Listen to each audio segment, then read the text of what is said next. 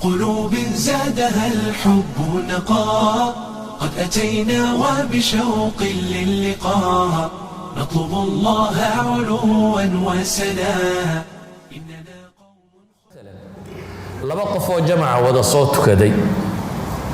oo midna ragcadi ka tagtay midna Allahu akbar markuu imaamku lahaa uu taagnaayo Allahu akbar ka daba yiri waa kala fadli badan yihiin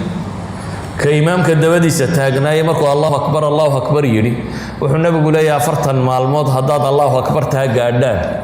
shahaada min indillahi laga siinaya tilmaamaysa baraa'atun min an-nifaaq wa baraa'atun min an-naar hadaad rabto inaad shahaada qaadatid jahannama inaad ka xoroobaysida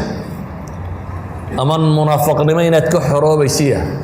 waxaad u baahan tahay 40 maalmood inaan Allahu akbar ka horeynin shanta salaadoodba